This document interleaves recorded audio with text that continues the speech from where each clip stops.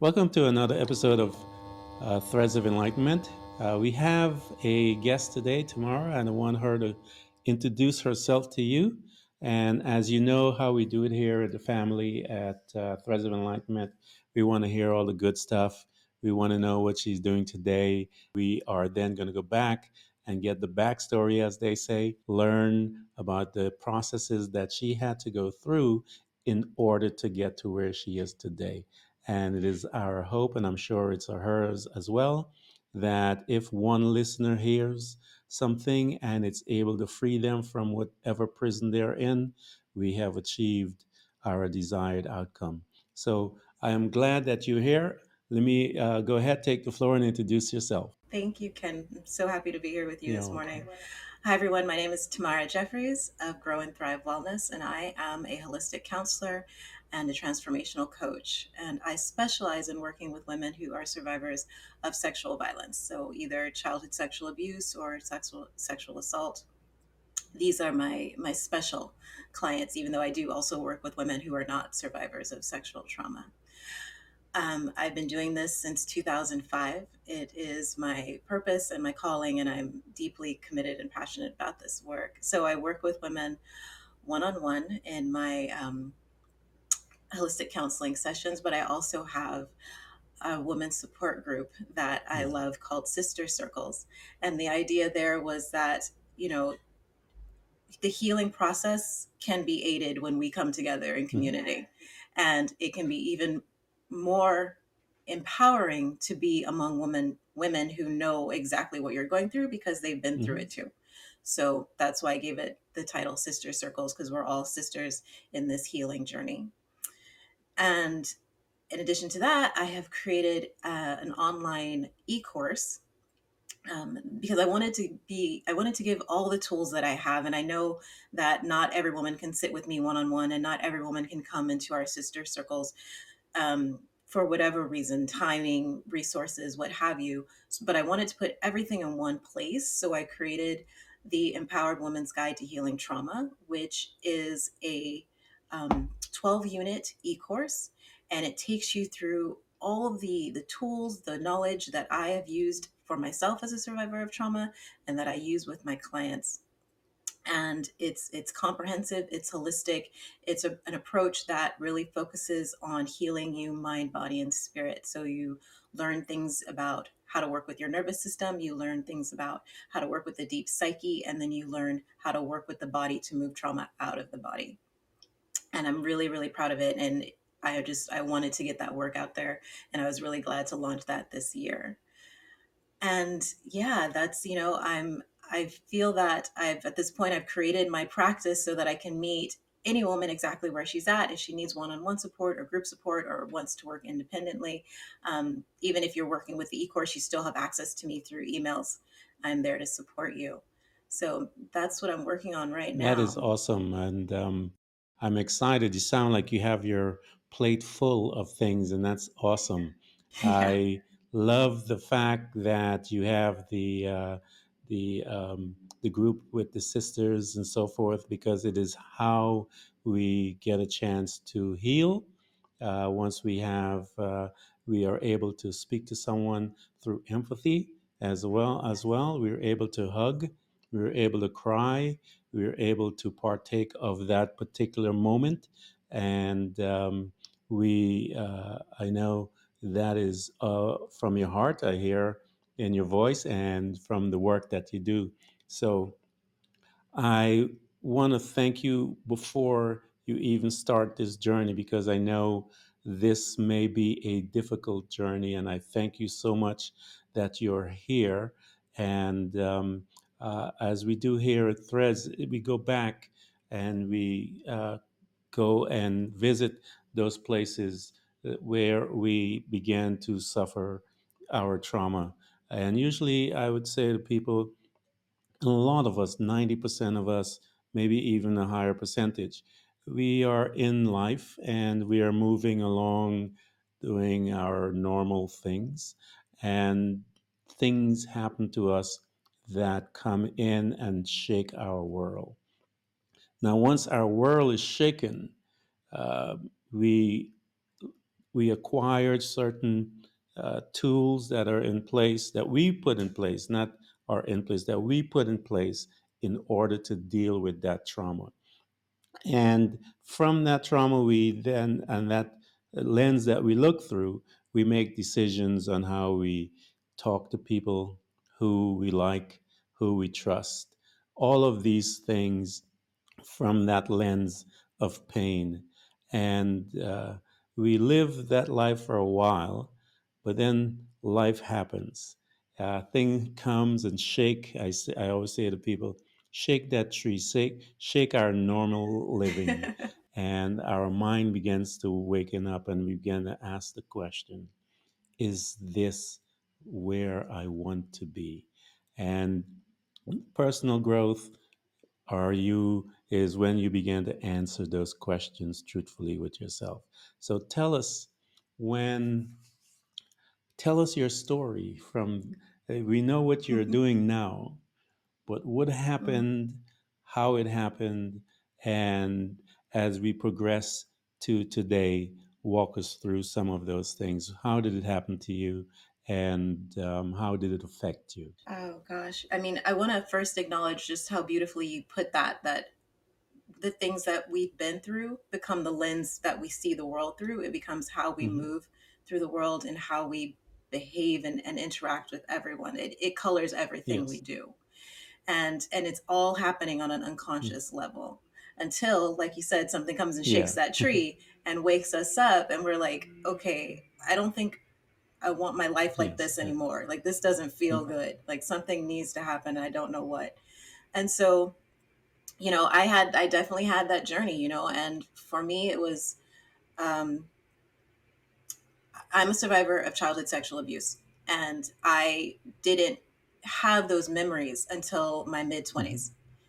So it wasn't until my mid 20s that I had to deal with it. But before that, the trauma was still shaping my Mm-hmm. life. It Yeah. shaped everything from my interactions with men to how I felt about myself. It shaped everything.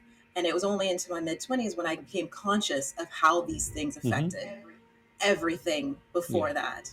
Right. And so once it became clear to me what I had been through, I was able, and this is one of the things I did. I got a big piece of poster board and I just started writing down everything that I could think of in terms of my relationships with Mm-hmm. men and my relationships to my own body and how that trauma impacted all of those Yeah. things. And I stood back and I was like, wow, because I think before then, I just thought maybe there's something wrong with me, but I don't Mm-hmm. know. I mean, I'm just in the world like everybody else. I think I'm Mm. fine. But once I saw it there in black and white, and it was like, okay, no, this is how this trauma has impacted all of these areas of your life.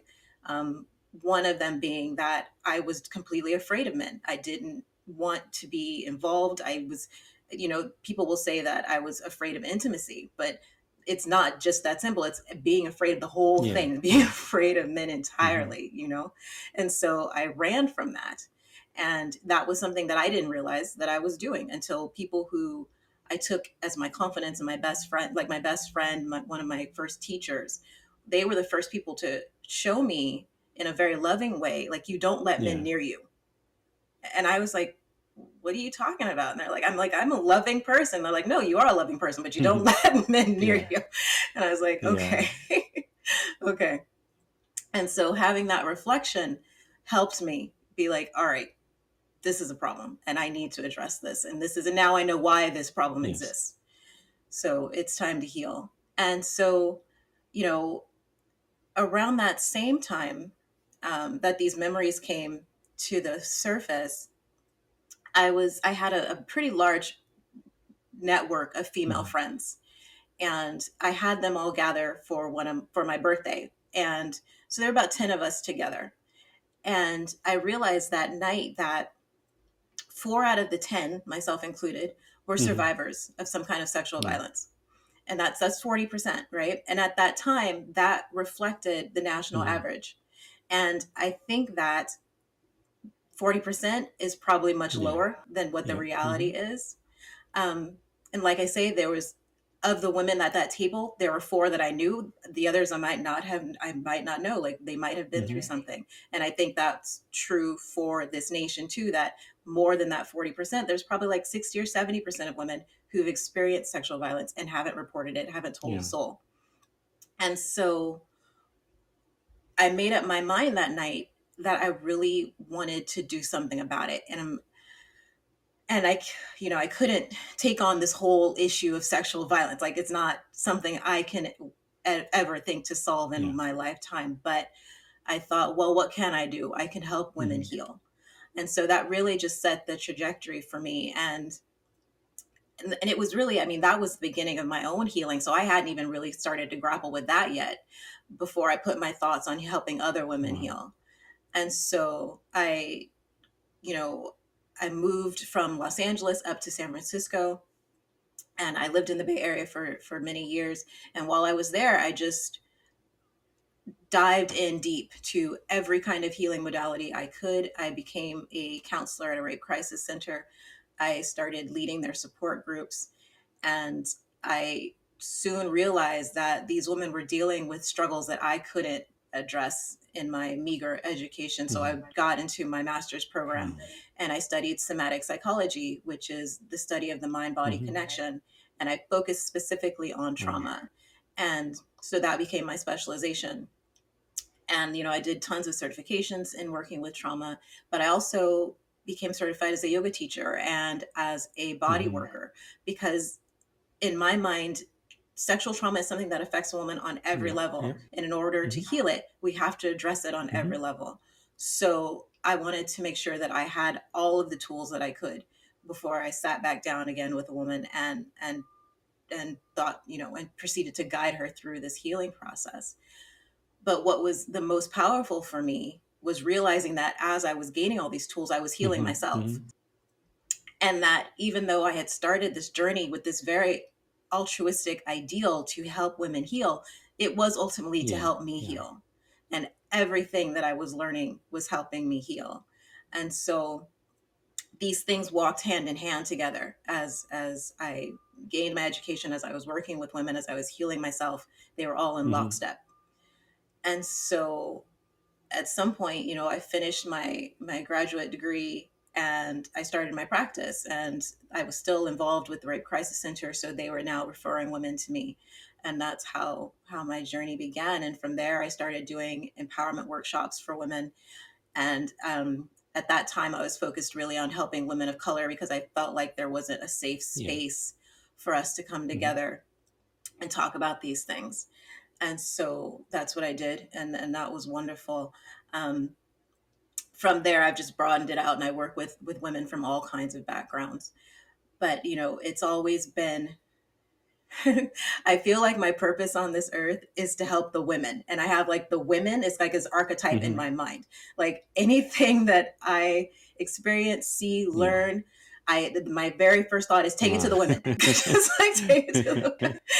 And so and there are times when spirit has intervened and said, no, you need to sit down and take this in Yes. yourself first. You need to let this integrate and become a part of you, and then you can take Hmm. it to the women. I And think you have to so digest but that's in some way, yeah, exactly. Um, But I'm just so excited about and passionate about helping women heal that it's like as soon as I learn something new, it's like I want to get this out there. Like people need this yeah. information. I did the same Yeah. with my sons. I was a single dad, and Mm-hmm. Mm-hmm. as I was going through my journey, as fast as I learned something became Mm-hmm. I became aware of something. I would run to my sons and just jump, deposit it into them to help Yeah. them Yeah. and to, in my mind, spare them from going through what I had. Yeah. And I Yeah. was, Certainly. you talk about your trauma coming back in your later years. I had something similar as far as my trauma, dealing with trauma in my life as well. I knew what happened, and but I was not aware that it was governing my decision process until I Mm-hmm. was Mm-hmm. 20 something. I was in college, and I was Mm-hmm. actually, I will never forget this day. I was actually going to class, and walking down the paved way to get to class. And the Mm-hmm. thoughts came rushing in. And Right. I immediately was transported to that those incidents that took place. And I remember Wow. running and trying to find a place where I can deal with the onslaught of the emotions. And because it Mm-hmm. came so fast and so sudden that I Right. just broke down and I was crying in a corner, Mm-hmm. hiding so that no one would see me. And I have to explain, why am I Mm-hmm. crying and all of these things. But I can really truly empathize in the sense that, and I know what it is to have the onslaught of all those emotions coming at you and the force that it comes with you and to you, that Mm-hmm. you are in many ways crippled and you need Mm. the time to even process. And I love the fact that you got a board and started writing Mm-hmm. out that stuff. And that speaks a lot, I guess, to your personality of how you handle things. And so you went to this board and Yeah. laid it out so you can see it black and Yeah. white as to how Yeah. it has and is affecting your life.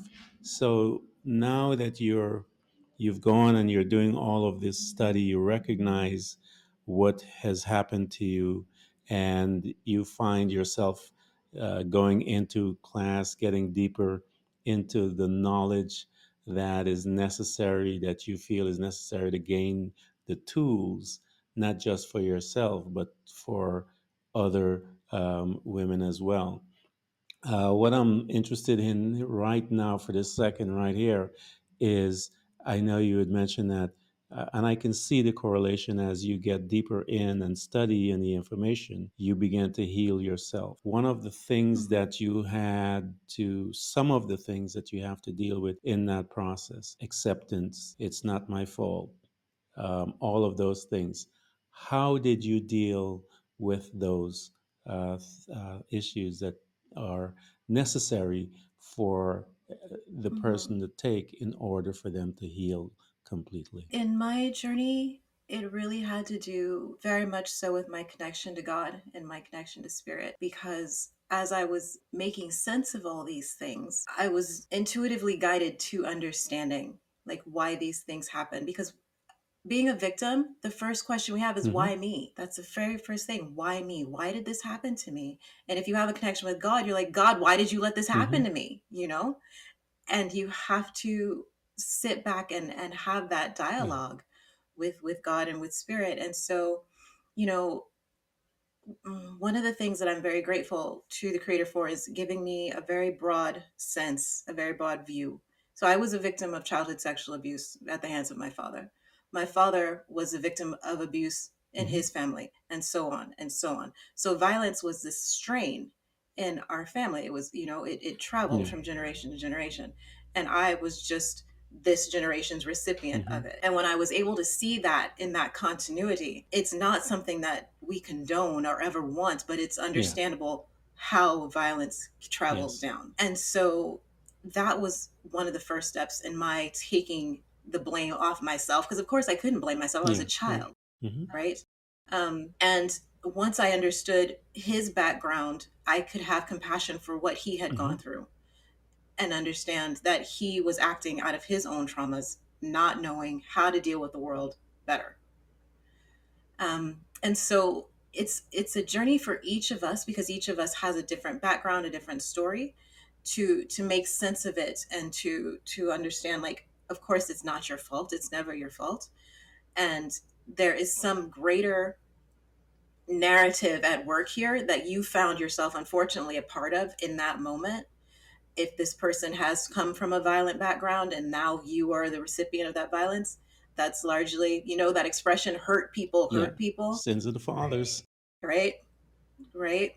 And so I think that's a big piece of making peace with what happens to us, is understanding it in the context of a larger violent society or a larger violent family, or however this violence came upon Yeah. you. We had.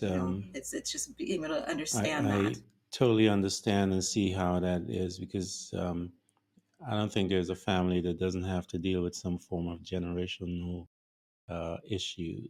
And when we, the victims, began to look at it globally, as you say, we are able to understand certain things, what drove the person.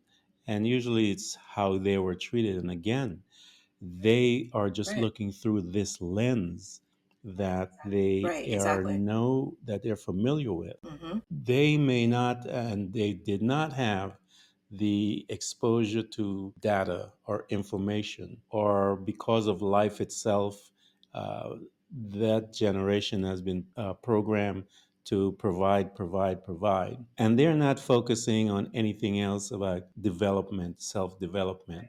And so Right. most of that Right. generation, it's sad to say, most of them have died not knowing who they are, and many of them have lived and still don't know who they are, and it's really painful. It's you look at the younger generation.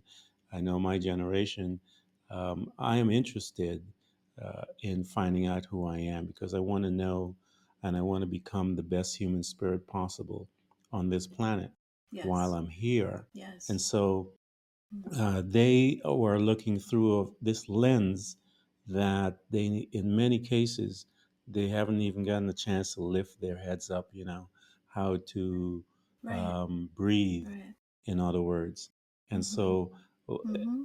I said to someone one time when I was interviewing them, that she said, I don't know why this happened to me. And I said, because you can be trusted with how to handle it. Mm-hmm. And I think Wow. some of us, That's powerful. we if we take a different perspective, in your case, Mm-hmm. you could have been trusted in how to handle it.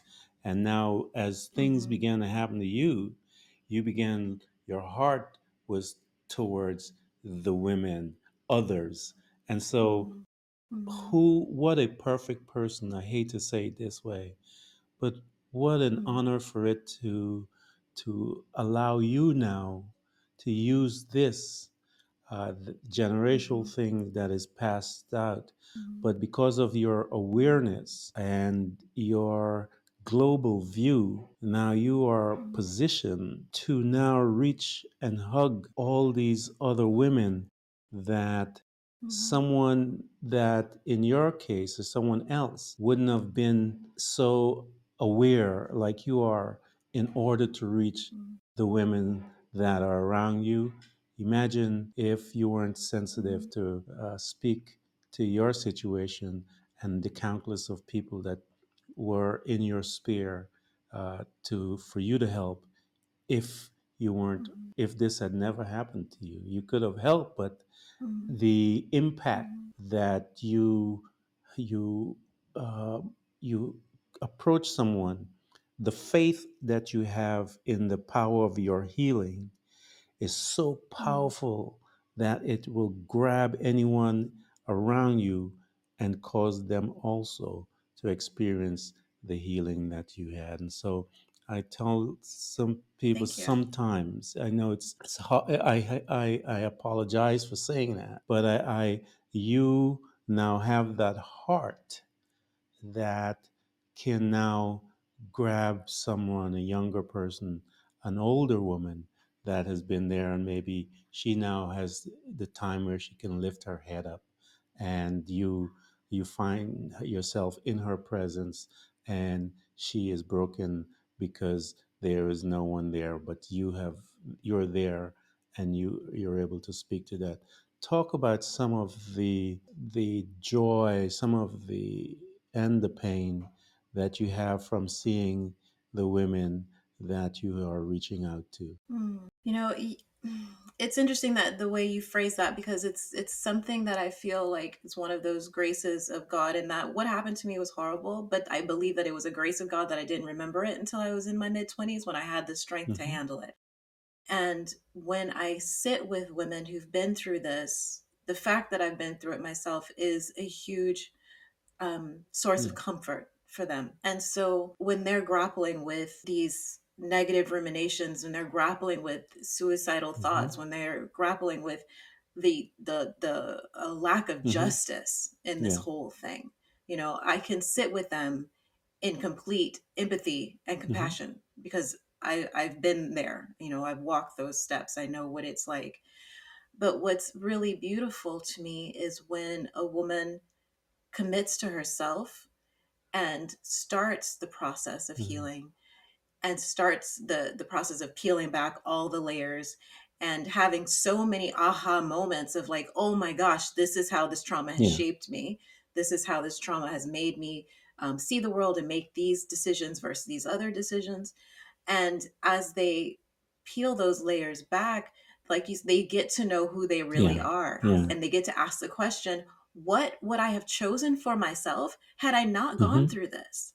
What other avenues would I have discovered, explored, allowed myself to experience had I not been operating through this Yeah. trauma lens?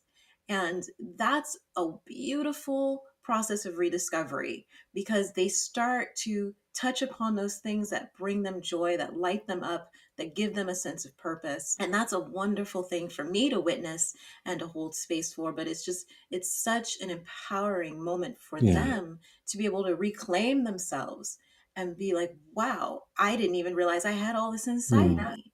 And that's, I think, one of the after effects of trauma that's really sad is that part of us gets shut Hmm. down. I think the most beautiful, brilliant, vibrant parts of us get Yeah. shut down. We don't have contact and access to it until we Yes. heal. And then once we heal and they start coming forward, we're surprised. Like we're just so surprised that we even have these capacities or these feelings or these ideas. It's all just so Hmm. wondrous. And that's really just a beautiful part of the Well, process. I feel like, to them, you are a walking safe space so that they can Yes. come and be. Hmm. They can, Hmm. they can really express themselves. They're not hidden. They can come out, Hmm. and that you have gone through this, and because you have gone through this, you have allowed them the space that they can cry, they can laugh, they can rejoice, they can Hmm. wonder, they can be enlightened to their behavior as to why certain decisions that they made and have produced fruit. And so to be in such an honored space that you are now being able to redirect them through the tools that you have acquired from your studies Hmm. and from your personal journey as well. That I think that is such a powerful thing, that what you embodied is knowledge, wisdom, training, all of it together. It's great to see that Thank it's you. housed in this one person that can now then reach to the others and all of the sisters in the group that get to see Mhm. you face to face, and the ones that are online that get to see you that way. And so I just cherish your story, and I want to hold the space that that you have given to us, and the trust that you've given to us by opening up yourself to us in this fashion. And I want to say thank you. Um, as you move now and you're teaching these women how to recognize who they are and the Mhm. potential of, as they begin to open up their eyes now and see the potential of who they are and what they can achieve. Um, we know Mhm. some of what you have achieved. Tell us some more of your achievement, because I know someone like in your space. I know that you have more in your thoughts and your mind and in your heart. And how do you lift some of those women up as they begin to recognize that, hey, I can still do something? How do you guide them? Mhm. Well, thank you so much for those very kind and thoughtful words. I think about my achievements. I think I want to put it in the framework of my achievements as a trauma survivor, because once I was on this journey and realizing all the places that had been shut down, every time I was able to open up a new part of Hmm. myself, that became an Hmm. achievement. Every time I was able to experience joy at a deeper level, or some expression, some spontaneous emotional expression that I had never had access to Hmm. before, that was an achievement. That was a moment of joy. Yeah. It's just like, oh my gosh, there is an aliveness that's coming back Hmm. to me. And that's my tagline, is to feel fully alive at last, because so much of us becomes Hmm. deadened, and we just are so um we become so preoccupied with keeping ourselves safe that we make ourselves smaller and Yes. smaller, and our expression becomes Less and less and less. less in the world. So when we are able to access all those parts of ourselves and become bigger and take up more room, and really allow ourselves to fully express, like, for me, those are the greatest achievements, because those are the hallmarks of healing. Nice. And so, when it comes to how I uplift women, my the ground I work on is the fact that we are all Yes. whole. We come into this world whole. These things happen to us, but we're all whole, and we just have to get back to it. We have to remember it. We have to just, move these things out of the way, clear the path, and come back to our wholeness. And it's this process of remembering again and again that we are whole, that we are spirit, that we are um, manifestations of divine love, and that we are meant to be happy Yes. and joyful and have this expression of life that is full of joy and wonder. And so I just hold that space with women I talk to from day one of, like, you're whole. I know you feel damaged, but you're not Yes. damaged. You can heal this. And I know right now it feels bleak. And even the days that we're about to travel together are going to get dark, but know that there's light at the end of the tunnel. And they can always look to me as an example of Hmm. that light, because I've been through it. I came through the other Yes. side. So it's for me, it's just this process. It's not a process, it's just a practice of looking at another person and holding their wholeness until they're able to hold it themselves. Yes. That is what a privileged place to be. To walk with Yes. people side by Yes. side and in Hmm. the darkness. And I tell them, I said, creation. When I read the Bible, people think creation is this beautiful thing, but they were looking at the end story on the seventh day. It was a mess. Day one, Hmm. So Hmm. it takes Hmm. time to It does. create, and Hmm. uh, being in quote unquote the mess. I tell people, you don't Hmm.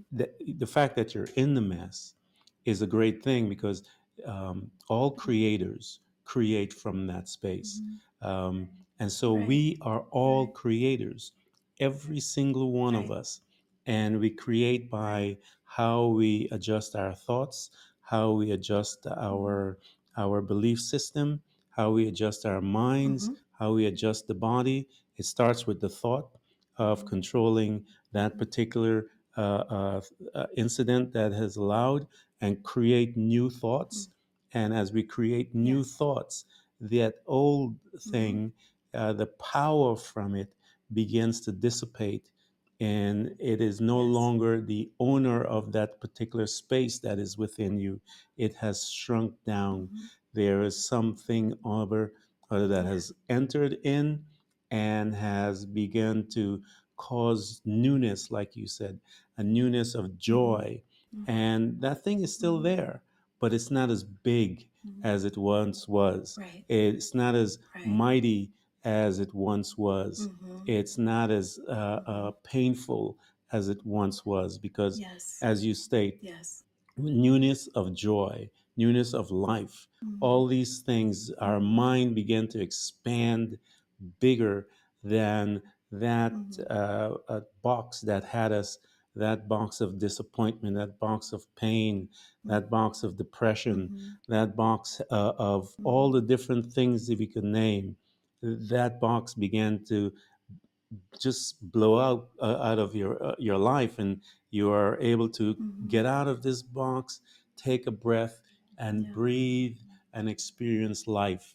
And I love to Hmm. hear how you moved from your place of trauma, that box that you're in, and now you have created a I want to say like a community whereby it is a big community. You have those that you're able to see Mm, and those that are online. So you have mm, this giant outreach of mm, community of women that mhm. are able now to share their stories, that are able to, each one of them now becoming a safe space to the next women, to the next woman, growing and Yes. growing your Yes. vision. And so I want to thank you, and it's with all honor and humbleness that I welcome you here at Threads of Enlightenment.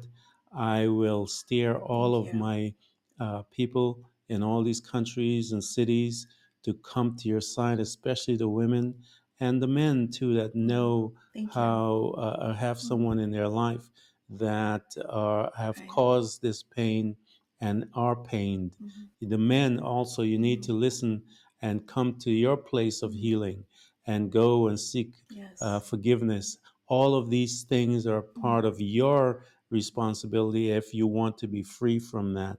Um, Many of mm, them are willing, of these women are willing to come and have that conversation with you and mm, to mend that. And you ought to be man enough to be able to do that. mm, And because we see the women mm. are broken, but we see them light up and we see them experiencing life. And so I want to thank you for coming to Threads of Enlightenment and that you have blessed us Thank you. with such a wonderful story.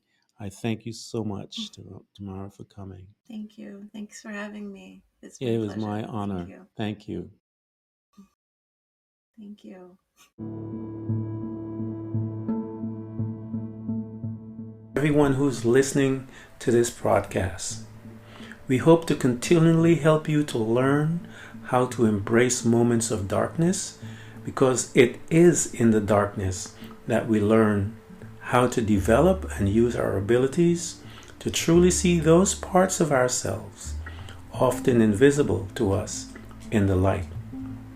It becomes your responsibility to navigate through all of your trials, to find out who you truly are, and begin your journey to loving yourself, which is possibly one of the most difficult things you will ever do in your life. To love yourself and to find the real you. But always remember to enjoy the journey. Thank you for coming by. Please subscribe. And if you can support us financially, we deeply appreciate it.